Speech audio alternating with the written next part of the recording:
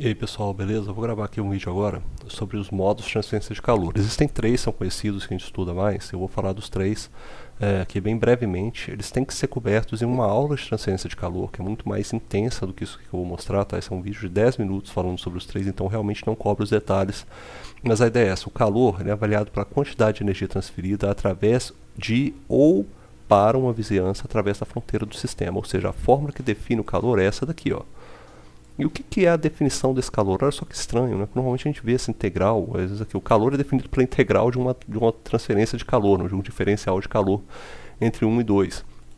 Mas essa diferencial aqui, você também é um diferencial que ele é inexato, né? Ele é um diferencial não é igual ao D, que a gente vê normalmente quando é uma derivada, assim, que a gente pode ver, por exemplo, se eu estiver querendo avaliar qualquer entalpia, que entalpia entre um processo 1 e 2, eu posso vir aqui fazer a mesma coisa, ser igual à integral da variação de entalpia, né, entre 1 e 2. Só que a entalpia é uma propriedade, então a variação dela ela depende só daquele momento em que eu tenho. Né? Eu posso simplesmente definir ela aqui como meu H, sei lá, H em 1 e H em 2. Então vira o total da minha entalpia que foi entre o processo 1 e 2, sabe? Eu posso simplesmente definir ela pelo local, pelo estado em que ela está. Mas esse diferencial inexato, ele não é. Esse diferencial inexato ele indica uma outra coisa, indica que a nossa propriedade, para resolver essa integral, a gente tem que conhecer o processo, ou seja, a forma de transferência de calor, como o calor é trocado, muda o calor que é trocado no final. Ou seja, isso aqui na verdade está me falando a forma como eu vou trocar calor. Isso aqui é a quantidade de calor que eu troquei no final disso tudo, tá beleza? Existem três modos de troca de calor conhecidos. O primeiro deles é a condução, que ele se dá quando você tem dois meios estáticos que não têm movimentação macroscópica, que estão em contato e tem diferença de temperatura finita entre eles. Por exemplo, aqui eu estou supondo que eu tenho uma superfície que começou com uma temperatura mais alta, ela está em T2, né? Aqui eu vou até anotar isso aqui em cima. Está com a temperatura T2 e aqui está com a temperatura T1. Olha só, até os meus escritos ali ficaram horríveis, né? Vou botar aqui do lado, só aqui está T2 e aqui está T1. É lógico, por ter uma temperatura maior em cima do que embaixo, vai ter uma troca de calor, vai aquecer, vai começar a se espalhar, se espalha mesmo, aquecendo as partes mais próximas, né, a partir da troca de quantidade de movimento entre as partículas, elas vão trocando informação até que no final chega a uma temperatura aí média entre as duas, sabe? Vai depender também da quantidade, né, do calor específico, da massa que cada uma dessas partes tem, mas se for o mesmo, ela vai espalhando, vai se equilibrando até chegar na temperatura final, que é o equilíbrio entre as duas temperaturas. Troca de calor, quando você tem, por exemplo, uma troca de calor através de uma parede, por exemplo, ela obedece à chamada lei de Fourier. Que a lei de Fourier está dada aqui, ó, essa troca de calor, que está a taxa de transferência de calor, na verdade, olha só, isso aqui ó, é dado em kilojoules por segundo, é o kilowatts que a gente conhece. Né? Essa taxa de transferência de calor é dada por quê? Por uma constante.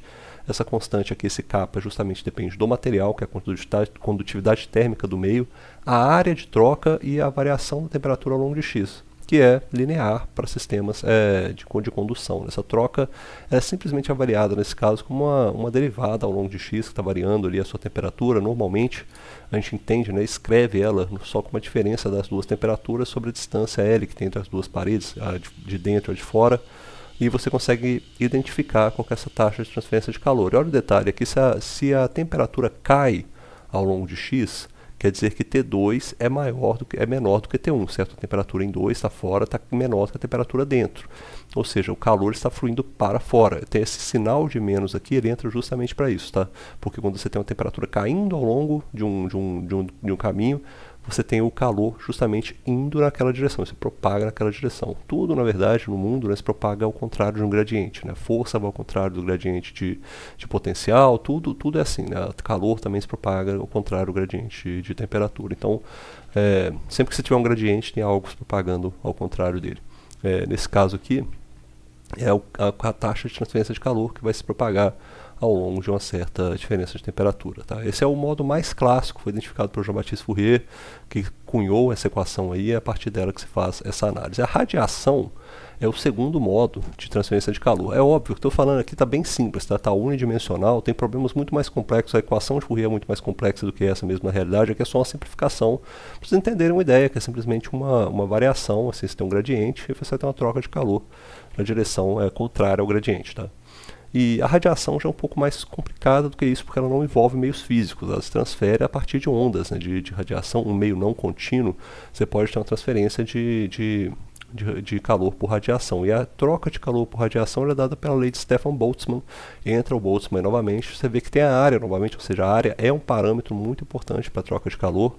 Você tem agora um conceito que chama-se emissividade, que depende de cada superfície, aí depende de como a superfície está, qual cor que ela está, como que ela está polida, rugosidade, tudo isso depende vai variar a emissividade. Você tem essa daqui que é a constante Stefan Boltzmann, que é uma constante que vai ponderar isso daí e vai ser usada para calcular essa taxa de radiação. A gente vê que lá em cima, se a gente estava dependendo simplesmente de uma diferença de temperaturas, era linear, aqui não, aqui já depende de uma diferença de temperaturas a quarta potência, ou seja, esse fator é bem diferente do fator que a gente estava vendo para o caso da troca de calor por condução. A convecção é o modo que eu acho mais legal de todos, porque ele envolve mecânica dos fluidos, eu sou da área de mecânica dos fluidos, então é legal ver, porque é uma troca de calor que ocorre pela combinação de uma condução com uma advecção, ou seja, são essas duas combinadas que geram essa troca de calor por convecção. Deixa eu ver aqui, acho que não está apagando, tá? Beleza, depois eu vou apagar. A troca de calor que é gerada por essa convecção, ela precisa de uma ação combinada da condução com movimentos macroscópicos. Por exemplo, se eu tiver uma superfície fria aqui em cima e uma superfície quente aqui embaixo, o que vai acontecer? Ela vai diminuir a densidade dessa região quente, essa densidade fica menor, ela sobe, se movimenta uma massa junto com ela, que vai carregar a energia que foi transferida ali pela superfície quente para ela, carrega para cima, para a parte de cima do meu reservatório. A parte de cima que estava mais fria, ela vai pegar, essa densidade dela está mais alta, ela vai começar a descer.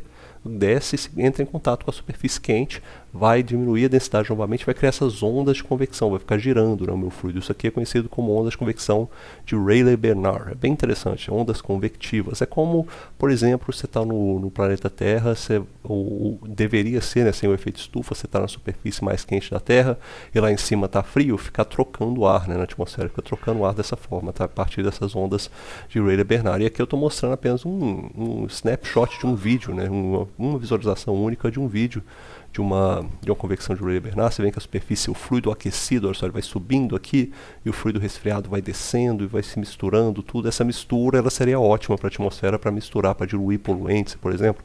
Não acontece se você tiver efeito estufa, porque daí está quente em cima e quente embaixo, não vai para lado nenhum. Nesse caso aqui é um exemplo disso. E outra aplicação disso, dessa troca de calor convectiva, é, por exemplo, para resfriar chips eletrônicos, aparelhos eletrônicos. Por exemplo, se tiver um cluster cheio de um monte de computadores, você precisa manter aqueles computadores a uma certa temperatura. Eles vão estar gerando a potência continuamente, estão sendo sempre utilizados. Então você vai ter um calor que é gerado pelo resistor, pelos transistores, pelo dispositivo eletrônico. Você precisa que esse calor vá embora. E a maneira de você ir embora é você projetar um sistema de resfriamento para ele, que vai passar, que entra em contato com esse chip eletrônico aqui agora e vai carregar esse calor. Ou seja, é isso que vai acontecendo. O calor vai sendo produzido por uma superfície, agora vai sendo transferido para uma superfície para o que está perto dela. Esse calor aquece uma certa massa de ar, mas essa massa é advectada, ela vai embora e carrega. Aí vem outra massa mais fria, é aquecida e aquece e vai embora. Se a gente pensar numa área descontínua, seria isso, só que na verdade é contínuo, está continuamente passando fluido, sendo aquecido e transportando essa energia junto com ele para longe. Então é assim que o mecanismo de convecção funciona. É geralmente um mecanismo mais eficiente que a gente conhece de troca de calor. Daí existem vários meios de você fazer essa troca de calor. Você pode fazer através de convecção livre, que você simplesmente deixa o fluido aquece, como eu falei, ele aquece o fluido que está ao redor dele, diminui a densidade, sobe, o fluido de cima mais denso desce, fica ali por uma convecção natural. Ou você pode forçar, que é colocar um ventiladorzão soprando em cima dele. Você tem esses dois tipos aqui, óbvio. Isso também tem uma relação, eu falo que é óbvio, mas não é tão óbvio assim. Se você tiver um gás, por exemplo, fazendo essa troca por convecção, por as partículas estarem mais distantes, demora um pouco mais para ele transmitir essa informação, ao longo do gás e carregar essa informação com ele ao ser advectado. Mas se tiver um líquido, por exemplo, as partículas estão mais próximas.